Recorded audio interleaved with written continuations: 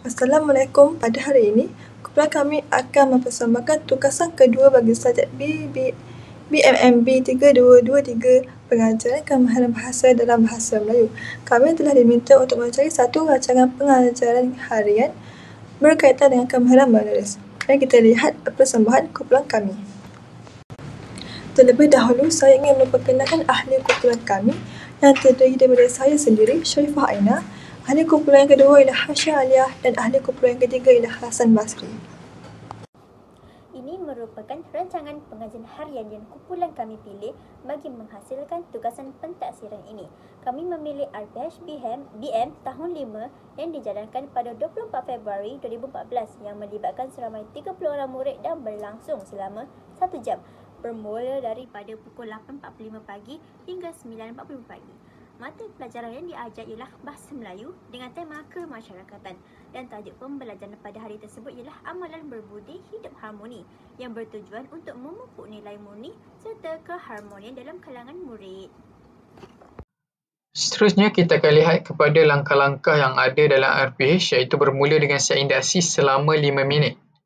Seterusnya langkah 1, langkah 2, langkah 3 dan yang terakhir ialah penutup. Bermula dengan set indaksi, guru akan menggunakan klip video budi bahasa. Jadi, murid akan memerhatikan klip video yang ditayangkan oleh guru. Seterusnya, murid mampu menjawab soalan yang diajukan oleh guru mengenai klip video tersebut. Jadi, antara soalan yang mampu guru berikan dalam rancangan ini ialah guru menanyakan apakah yang dapat kamu perhatikan dalam klip video tersebut. Soalan yang kedua yang mungkin boleh ditanya, mengapakah kita perlu berbudi bahasa? Seterusnya yang terakhir, soalan yang terakhir ialah bagaimanakah kita berbudi kepada orang lain? Jadi seterusnya, pada akhir set indaksi ini, guru mengaitkan jawapan murid dengan tajuk pelajaran pada hari ini. Jadi, teknik yang digunakan ialah teknik soal jawab. Seterusnya, perkembangan yang seterusnya ialah untuk langkah yang pertama selama 20 minit. Murid, maafkan saya, petikan catatan fahami sistem bahasa penerapan tata bahasa kosakata iaitu muzium dan juga pelancong. Jadi, bagaimana guru ingin melaksanakan langkah yang pertama? Perkembangan langkah yang pertama iaitu murid secara beramai-ramai membaca teks catatan tersebut. Seterusnya, murid menulis semula kosakata baharu yang dicetak berwarna dalam teks tersebut dalam buku tulis. Jadi, guru akan mengarahkan ataupun beri arahan kepada murid-murid supaya menulis kosakata baharu yang ditemui dalam teks. Seterusnya, murid memerhati guru menunjukkan demonstrasi cara mencari makna kosakata baharu dengan menggunakan kamus dewan. Jadi, sesuai dengan bahan bantu mengajar yang ada dalam RPH ini, iaitu kamus dewan. Jadi, dalam pembelajaran ini, murid akan mendapatkan ilmu tentang bagaimana menggunakan kamus dewan dengan baik. Seterusnya, murid diminta untuk menulis makna kosakata tersebut di dalam buku tulis. Baiklah, selesai maafkan saya, kemahiran belajar yang digunakan ialah kemahiran membaca. Seterusnya, kemahiran berfikir ialah untuk menjana idea dan menghubung kaitkan tentang teks kosakata tersebut dengan maksud kosakata tersebut. Jadi, nilai murni yang dapat dalam langkah yang pertama ialah berbudi bahasa. Seterusnya, langkah yang kedua, bacaan kosakata baharu dalam petikan catatan fahami. Jadi, antara perkataan yang ada ialah monorail, stesen sentral, perpustakaan, kesenian, rujukan dan tugasan. Murid dibahagikan kepada 7 kumpulan. Jadi, ini merupakan satu pengajaran yang menggunakan ataupun langkah yang terus menggunakan kumpulan. Dan setiap kumpulan diberikan satu kamus untuk menggunakannya. Sebenarnya setiap kumpulan perlu berbincang tentang makna perkataan yang bergaris dalam petikan. Jadi murid perlu membaca dan merujuk kepada kamus untuk mencari makna perkataan tersebut. Hasil perbincangan perlu dicatatkan. Ini seterusnya setiap hasil kerja dilekatkan pada papan tulis. Setiap kumpulan secara bergilir-gilir perlu membentangkan hasil kerja mereka. Seterusnya guru membuat perbincangan dengan murid dan menilai hasil kerja murid. Jadi kemahiran yang digunakan di sini adalah kemahiran komunikasi, yang mana kemahiran ini sangat penting kepada murid-murid. Jika kita lihat nilai murni yang dipupuk ataupun ditanam dalam diri murid untuk langkah ini ialah nilai kerjasama. Langkah yang ketiga, iaitu langkah yang terakhir, ialah membina ayat penyata dengan menggunakan kata sendi. Sistem bahasa, penerapan tata bahasa kata sendi. Di, ke, oleh, tentang. Penggayaan kumpulan A dan B, pemulihan kumpulan C. Jadi, guru menyeraikan 5 perkataan kata sendi daripada petikan yang sama. Jadi, sesuailah dengan fokus utama sampingan yang telah disenaraikan dalam RPH ini. Guru menerangkan kata sendi ini kepada murid. Jadi murid secara beramai-ramai membaca perkataan-perkataan tersebut. Seterusnya, adanya kumpulan A, kumpulan B dan juga kumpulan C. Untuk kumpulan A, murid secara individu perlu mencari makna perkataan dengan merujuk kamus. Jadi murid membina 3 atau 4 ayat penyata berdasarkan perkataan yang telah disenaraikan oleh guru dalam lembaran kerja. Manakala untuk kumpulan C, murid mengeja perkataan, mencari makna dan membina ayat penyata daripada perkataan tersebut dengan bimbingan guru. Jadi untuk kemahiran ini, kemahiran yang digunakan untuk langkah yang ketiga ialah untuk kemahiran menjana idea dan kemahiran menghubung kait. Seterusnya yang terakhir ialah, maafkan saya, yang tadi kumpulan A dan B ialah untuk penggayaan iaitu proses untuk refleksi, dan kumpulan A dan B perlu mencari makna dan bina ayat penyata. Kalau untuk kumpulan C ialah kumpulan pelajar yang telah disyaki ataupun telah dilihat, dikenal pasti oleh guru bahawa mereka memerlukan pemulihan. Jadi untuk kumpulan C, mereka telah dinilai dan dilihat oleh guru dan guru telah mengkelompokkan kumpulan tersebut. Mereka perlu mengeja perkataan, mencari makna perkataan dan membina ayat penyata dengan bimbingan guru. Yang terakhir ialah untuk penutup, rumusan isi pelajaran, soal jawab serta penerapan nilai-nilai murni. Pada akhir pembelajaran daripada 8.45 pagi hingga 9.45 pagi, iaitu selama 1 jam ini, guru menayangkan klip video lagu Budi Bahasa Budaya Kita. Murid disoal mengenai klip video dan dibimbing oleh guru untuk merumuskan isi pengajaran pada hari ini. Seterusnya, guru menerapkan nilai-nilai murni dalam kalangan murid sepanjang aktiviti pengajaran dan pembelajaran dilakukan. Jadi proses ataupun langkah, bukanlah langkah, namun lebih kepada masa-masa yang terakhir ini ialah selama 5 minit untuk penutup. Jadi murid akan dapat bekerjasama dan berbudi bahasa dalam langkah ataupun dalam masa-masa yang terakhir ini. Jadi saya yakin dan percaya RPH yang diberikan ini telah dirancang dengan baik bagi memastikan pengajaran dan pembelajaran PDP dapat berjalan dengan baik oleh guru ini.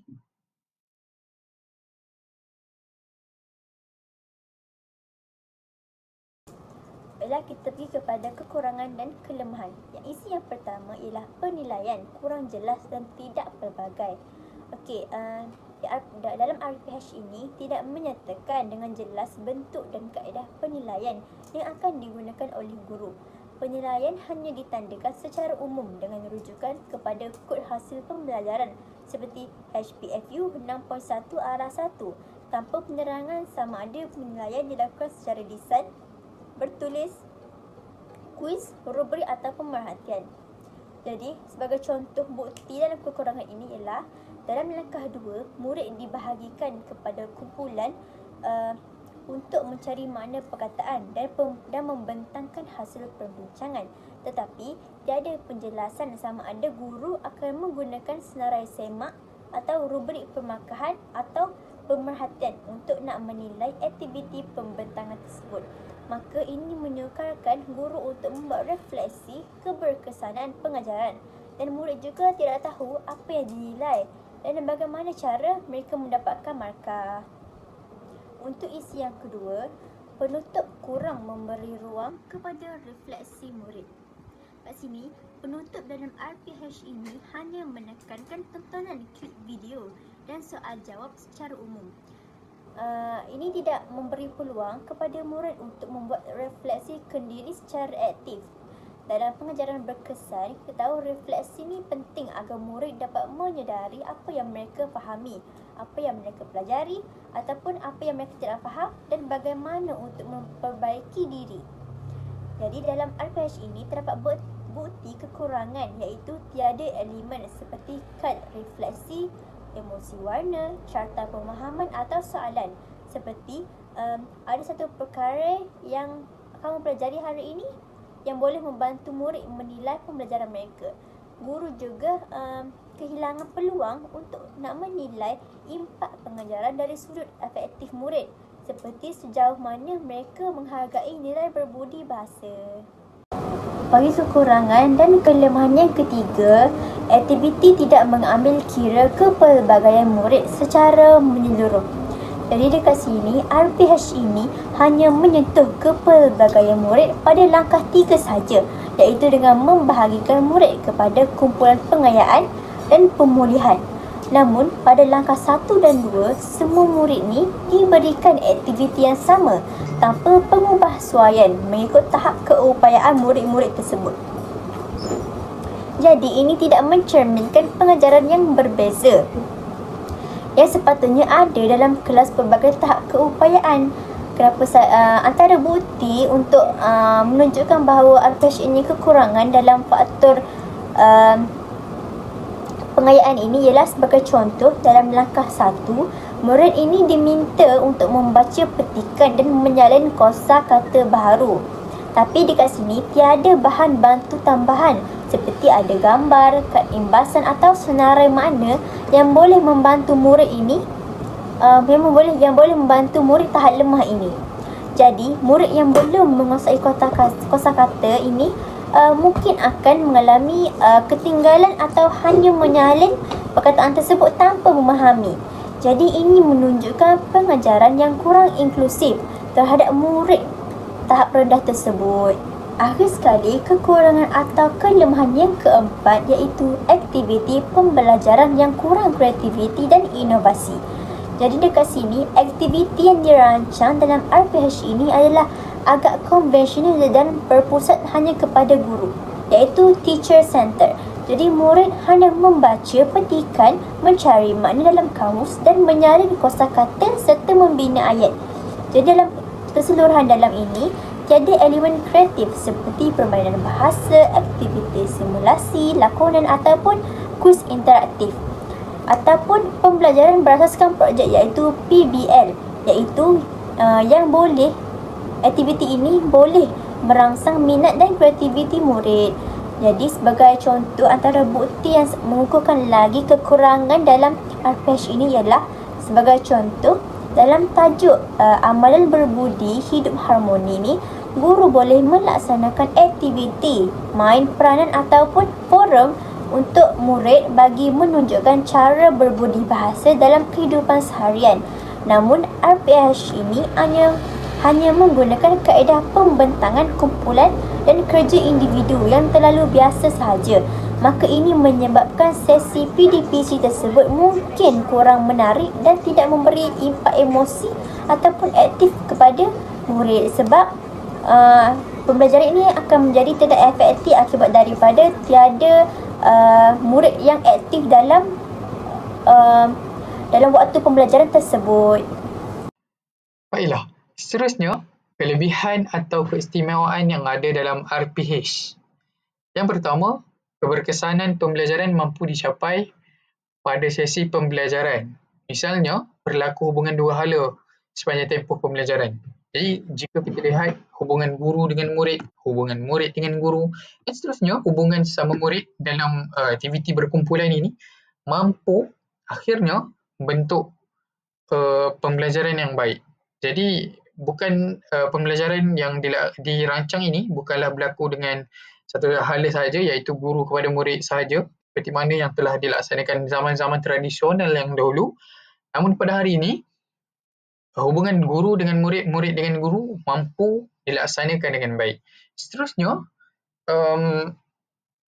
dalam proses memberikan ilmu kepada murid, secara tidak langsung nilai-nilai positif ataupun nilai-nilai murni yang mampu kita laksanakan, yang mampu kita tanamkan dalam diri murid, mampu kita bentuk bersama. Seterusnya, perkara ini sangat penting kerana ia memastikan pendidikan dapat disampaikan dengan mudah. Jadi, antara nilai-nilai murni yang dicatatkan dalam RPH ini ialah nilai kerjasama dan seterusnya ialah nilai untuk berbudi bahasa. Seterusnya, yang terakhir kita lihat pula kepada tajuk dan juga tema yang digunakan dalam RPH ini sesuai dengan Malaysia pada hari ini, struktur dari segi politik ekonominya. Kerana apa? Ia mengajar kita tentang erti perpaduan. Kerana apa Malaysia dengan perpaduan berpisah tiada, dan penting di sini bahawa kita mampu mengaplikasikan, kita perlu mengaplikasikan peribahasa melentur buluh, biarlah dari rebungnya.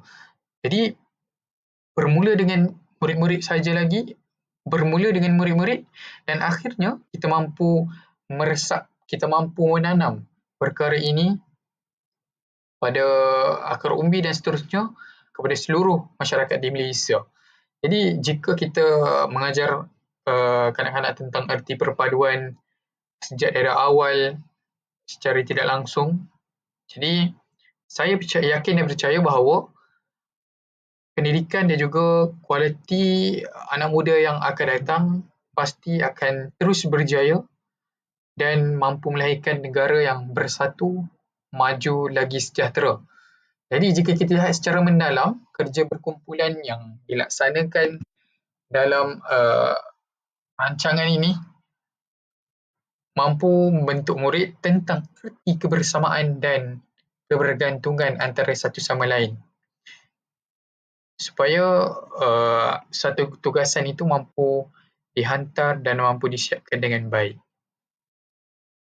Baiklah, seterusnya saya akan membincangkan dari sudut pandang wang baharu dan usaha-usaha yang boleh ditambah baik berdasarkan pengajaran dalam kandungan RPH berkenaan. Mari saya bincangkan penemuan baru yang terdapat dalam RPH ini. RPH ini menunjukkan beberapa penemuan baru yang menarik. Pertama, penggunaan teknologi sebagai bahan bantu mengajar. RPH ini menunjukkan integrasi teknologi seperti laptop, LCD dan pengajaran untuk memaparkan klip video kepada murid. Penggunaan media interaktif ini adalah penemuan baharu yang bertujuan untuk menarik perhatian dan minat murid-murid di awal pembelajaran sebelum guru meneruskan proses pengajaran dan pembelajaran yang lebih mendalam, sekaligus ingin meningkatkan kefahaman murid tentang topik pembelajaran yang ingin dipelajari. Klip video yang dipaparkan itu berfungsi sebagai alat untuk menarik minat murid dan menggalakkan pelibatan mereka dalam proses pembelajaran. Klip yang dipaparkan bukan sahaja untuk menyampaikan maklumat tetapi juga memberikan pengalaman yang lebih menarik dan bermakna kepada murid-murid. Sebagai contohnya, klip video budi bahasa yang menunjukkan pelbagai jenis budi bahasa yang dekat dengan persekitaran murid. Hal ini bertujuan untuk membantu murid memahami konsep budi bahasa dengan lebih mendalam. Oleh itu, penggunaan teknologi sebagai bahan bantu mengajar dalam RPH tidak hanya sekadar menjadikan pengajaran lebih menarik, interaktif dan juga berkesan, tetapi turut memberikan dimensi baru kepada pendekatan pembelajaran yang membantu guru untuk memperluaskan skop penyampaian ilmu dengan cara yang tidak dapat dicapai melalui kaedah pengajaran tradisional semata-mata. Penemuan yang kedua ialah penggunaan pendekatan pelbagai sumber. Penggunaan bahan pembelajaran tambahan seperti peta catatan fahmi, kad manila dan juga kamus dewan dengan tidak hanya bergantung kepada buku teks semata-mata, strategi ini telah memperkayakan pengalaman pembelajaran murid melalui pendedahan kepada pelbagai jenis sumber yang lebih kontekstual dan menyeluruh. Hal ini dikatakan demikian kerana pendekatan pelbagai sumber seperti yang ditunjukkan dalam RPH adalah salah satu strategi pengajaran yang mampu memperluaskan pengalaman pembelajaran murid. Misalnya, melalui petikan catatan fahmi, murid didedahkan dengan kosakata baharu dan juga tema yang relevan.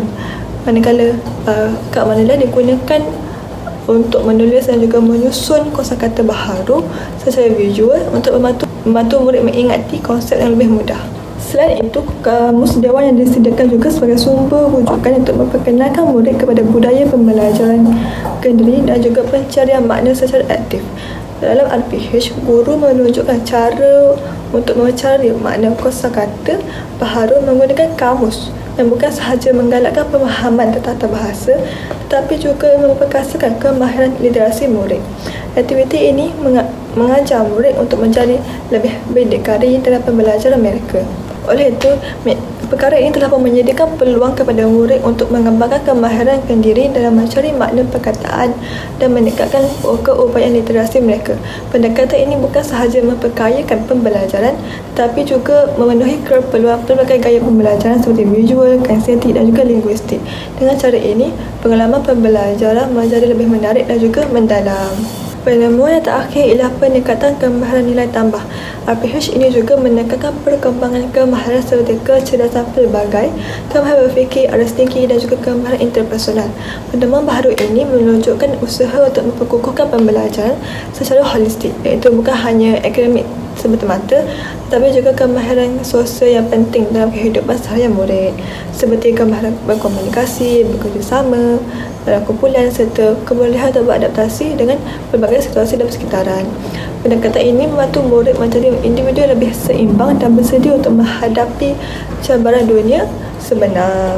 Melalui pelaksanaan RPH ini juga, guru dapat memainkan peranan penting dalam membentuk generasi yang berdaya saing, bukan sahaja dari segi akademik tetapi juga dari aspek nilai kemanusiaan dan juga kebolehpercayaan. Namun pasti wujud cabaran dalam proses pengajaran dan pembelajaran yang dirancang. Jadi, untuk menghadapi cabaran yang mungkin dan akan timbul semasa proses PDP, beberapa usaha dan plan lain perlu dipertimbangkan. Antara usaha yang boleh ditambah baik ialah menyediakan bahan pengajaran alternatif tanpa teknologi. Guru boleh bersedia lebih awal jika berlaku sebarang kerosakan atau ketidakfungsian alat-alat teknologi. Sekiranya peralatan seperti laptop ataupun LCD mengalami kerosakan, guru boleh menyediakan bahan cetakan seperti gambar atau grafik atau carta yang berkaitan dengan topik.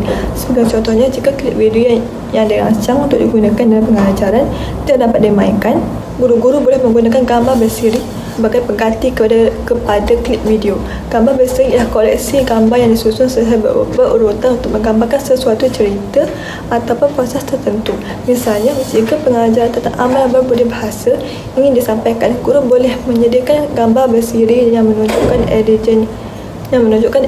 adegan seperti murid memberikan salam kepada guru, membantu rakan yang terjatuh dan memberikan tempat duduk kepada orang tua. Jadi, pendekatan ini membolehkan murid memahami konsep secara visual dan juga logik. Pendekatan alternatif ini memastikan proses pembelajaran terus berkesan walaupun tanpa sokongan teknologi.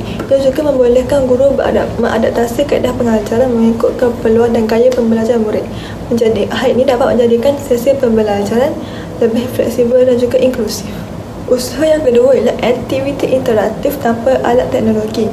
Jika rancangan awal yang menggunakan teknologi tidak dapat dijalankan, guru boleh melibatkan murid dalam aktiviti-aktiviti seperti lakonan, pembincangan kumpulan atau permainan bahasa. Ini bukan sahaja memudahkan pembelajaran tetapi juga mewujudkan suasana pembelajaran yang lebih menarik dan juga ceria. Usaha yang ketiga ialah sumber rujukan tambahan yang mudah diakses. Sekiranya kamus dewan atau sumber utama lain tidak tersedia, guru boleh menyediakan senarai kosakata yang penting dalam peta minda atau melalui aplikasi pembelajaran atas talian yang boleh ataupun mudah diakses oleh murid seperti Google Classroom. Oleh demikian, pendekatan Plan B dan juga usaha ini adalah penting kepada guru-guru untuk memastikan kelangsungan pembelajaran dan juga fleksibiliti guru dalam menghadapi sebarang cabaran semasa sesi pengajaran. Seterusnya kita pergi kepada impak RPH ini terhadap proses PDPC pada masa yang akan datang. Jadi kita tahu rancangan pengajian harian atau dikenali sebagai RPH ini merupakan dokumen penting yang membantu guru untuk merancang dan melaksanakan pengajaran secara sistematik. Berdasarkan RPH yang telah dianalisis, terdapat beberapa aktiviti yang telah dilaksanakan dan memberi impak yang tertentu kepada proses pengajaran dan pembelajaran PDPC. Namun jadi secara keseluruhannya, aktiviti-aktiviti ini sesuai untuk murid tahun 5 dan boleh diteruskan dalam PDPC pada masa yang akan datang. Namun aktiviti ini harus dilakukan dengan beberapa penambahbaikan agar pengajaran menjadi lebih efektif, menyeronokkan dan berpusatkan kepada murid. Seterusnya, salah satu impak positif yang dapat dikenal pasti ialah aktiviti yang dirancang adalah sesuai dan relevan dengan tema pengajaran, iaitu amalan berbudi hidup harmoni. Aktiviti seperti menonton klip video, membaca petikan, mencari makna kosakata dalam kamus serta membina ayat merupakan aktiviti asas yang sangat bersesuaian dengan tahap kebolehan murid tahun 5. Jadi, aktiviti ini bukan sahaja membina kemahiran membaca dan menulis, malah turut membantu murid untuk memahami makna kosakata tersebut dengan lebih mendalam. Contohnya, menonton klip video pada permulaan PDPC dapat menarik perhatian murid serta menjadikan proses pengajaran tersebut lebih berkontekstual dan bermakna. Jadi, hal ini secara langsung merangsang minat dan tumpuan murid.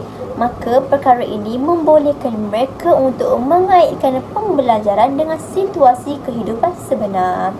Selain itu, pengajaran turut berbudi bahasa dan menghormati. Justru aktiviti seperti ini wajar diteruskan pada masa yang akan datang. Namun, guru boleh memperkayakan lagi dengan pendekatan yang lebih interaktif seperti membuat lakonan, permainan kosakata berbentuk digital agar proses PDPC ini lebih menyeronokkan dan menarik. Impak yang kedua, RPH ini juga menunjukkan pendekatan berpusatkan murid dan bersifat kolaboratif, iaitu satu pendekatan yang amat selari dengan keperluan pembelajaran abad ke-21 iaitu PAK 21. Aktiviti kumpulan seperti mencari makna kosakata dan membentangkan hasil lafazan merupakan strategi yang amat baik dalam membentuk pelajar yang aktif, kritis dan mampu bekerjasama dalam satu pasukan. Kelebihan pendekatan ini ialah ia dapat meningkatkan interaksi sosial dan keyakinan murid untuk bercakap di hadapan rakan. Namun dalam masa yang sama, murid ini juga diajar untuk belajar secara kendiri dan bergantung kepada rakan kumpulan dan bukannya bergantung sepenuhnya kepada guru. Jadi, implikasi positif yang terdapat dalam PDPC ini ialah murid lebih berani untuk menyuarakan pendapat dan belajar menyusun idea secara tersusun. Walau bagaimanapun, aktiviti seperti ini boleh diperbaiki dengan menyediakan rubrik pembentangan supaya murid ini lebih jelas dengan aspek yang dinilai. Guru juga boleh memanfaatkan alat digital seperti Google Jamboard ataupun Padlet untuk membantu murid-murid ini berkongsi maklumat dengan lebih menarik dan lebih moden sesuai dengan pembelajaran teknologi, iaitu pembelajaran di alam maya. Akhir sekali, sungguh pun begitu, terdapat satu kelemahan yang dapat diperhatikan dalam RPH ini, iaitu kekurangan elemen refleksi diri di penghujung PDPC. Dalam RPH ini, penutup PDPC ini hanya melibatkan aktiviti soal jawab secara ringkas dan nyanyian lagu yang bertemakan budi bahasa. Walaupun menarik aktiviti ini, namun aktiviti ini juga kurang memberi ruang kepada murid untuk menilai sendiri sejauh mana kefahaman mereka terhadap isi pembelajaran tersebut. Jadi kekurangan ini boleh memberi kesan kepada proses pembelajaran, kerana tidak semua murid mungkin tidak dapat mengenal pasti pencapaian ataupun kelemahan mereka sendiri. Jadi di samping itu, guru juga tidak memperoleh maklumat yang cukup tentang tahap pemahaman murid dan tidak dapat menyesuaikan strategi pengajaran untuk sesi yang akan datang. Oleh itu, aktiviti penutup wajar diperluas dengan menambahkan elemen refleksi diri seperti pengisian ringkas menggunakan ayat seperti hari ini saya belajar tentang perkataan baharu yang setahu ialah, atau saya masih keliru tentang. Jadi, pendekatan ini akan membantu murid untuk membina kesedaran metakognitif dan membolehkan guru tersebut untuk menilai keberkesanan PDPC dengan lebih teliti. Seterusnya, kita lihat sama ada objektifnya mampu tercapai ataupun tidak. Baiklah, pertama sekali kita lihat kepada fokus utama, fokus sampingan dan juga objektif eksplisit yang ada dalam rancangan pembelajaran harian RPH ini. Baiklah, fokus utama adalah untuk membina dan menulis perkataan, ayat tunggal dan ayat majmuk, menulis perkataan dan pelbagai jenis ayat berdasarkan topik yang diberikan, mengemukakan data yang diperoleh tentang satu perkara. Seterusnya, fokus sampingan iaitu membaca dan merujuk pelbagai sumber untuk mendapatkan maklumat bagi tajuk yang sedang dikaji, termasuklah maklumat daripada internet. Jadi ini fokus seterusnya lah, mungkin pelajar boleh laksanakan ataupun pembelajaran ini mungkin berlangsung di makmal komputer ataupun di perpustakaan. Seterusnya, merujuk kepada kamus untuk mencari makna, sebutan yang betul, ejaan dan penggunaan perkataan yang tepat. Jadi, jika kita lihat dalam langkah yang terakhir, iaitu langkah yang ketiga, ada menyebutkan tentang soal penggayaan.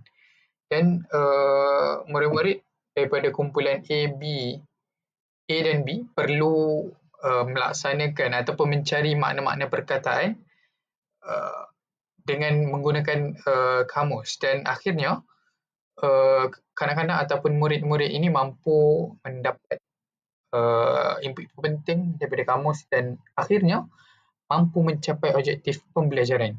Jadi jika kita lihat kepada fokus utama dan fokus sampingan yang ada dalam RPH ini, maka saya sangat yakin dan percaya bahawa fokus ataupun objektif ini mampu tercapai dan mampu dilaksanakan dengan baik. Seterusnya, kita lihat pula kepada objektif eksplisit, iaitu sebanyak 80% dari 35 orang murid. Kalau kita lihatkan kepada isi yang ada dalam objektif eksplisit ini, ingin menyatakan bahawa pembelajaran yang dilihat ataupun difokuskan ialah memastikan 80% daripada murid-murid dalam kelas ini, iaitu kelas 5 bijak, mampu membaca dan merujuk kepada kamus untuk mencari makna 3 daripada 5 perkataan yang terdapat dalam petikan. Seterusnya ialah mampu menulis 3 daripada 5 ayat tunggal berdasarkan perkataan dalam lembaran yang diberikan oleh guru. Mana kata di sini, ini merupakan salah satu elemen penting ataupun kayu ukur kepada keberjayaan murid dalam memastikan pembelajaran mampu dilaksanakan dengan baik dan mencapai objektif yang sepatutnya. Seterusnya, jika kita lihat, kita rangkumkan keseluruhannya, objektif ini RPH ini dirangka secara menyeluruh dan komprehensif bagi merangkumi pelbagai aspek pengajaran dan pembelajaran ataupun PDP yang mampu meningkatkan kemahiran literasi murid serta mampu memupuk nilai-nilai murni secara tidak langsung dalam diri murid-murid ini.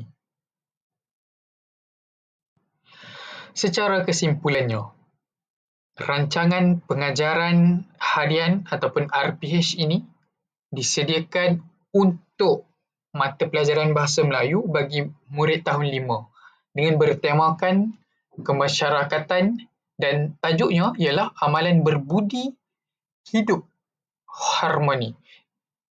Kemahiran ini difokuskan dalam RPH iaitu kemahiran menulis. Baiklah, seterusnya perancangan dalam contoh RPH ini yang kami ambil ini merupakan menunjukkan kepelbagaian bahan-bahan mengajar BBM yang telah disediakan oleh guru.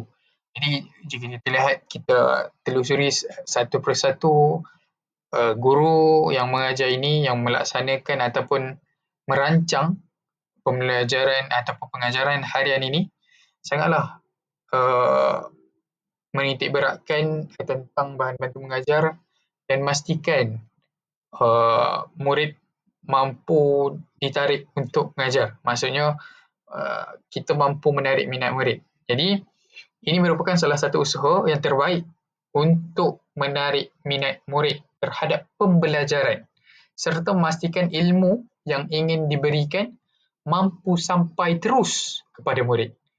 Seterusnya, elemen-elemen yang terdapat dalam RPH penting dalam memastikan PDP mampu berjalan dengan lancar. Jadi penekanan terhadap pencapaian objektif pembelajaran ini perlu diberikan. Seterusnya, RPH perlu disediakan oleh guru kerana ia merupakan satu dokumen bertulis yang dijadikan panduan untuk menjalankan sesi pengajaran dan pembelajaran PDP secara sistematik dan teratur. Maka jika kita lihat di sini bahawa pada hari ini setiap guru di Malaysia perlu wajib untuk menulis merangka pengajaran yang ingin dilaksanakan di dalam bilik darjah. Jadi ia penting bukan sahaja untuk kelancaran kepada PDP tapi juga sebagai dokumen rujukan dan rekod kepada profesionalisme seorang guru.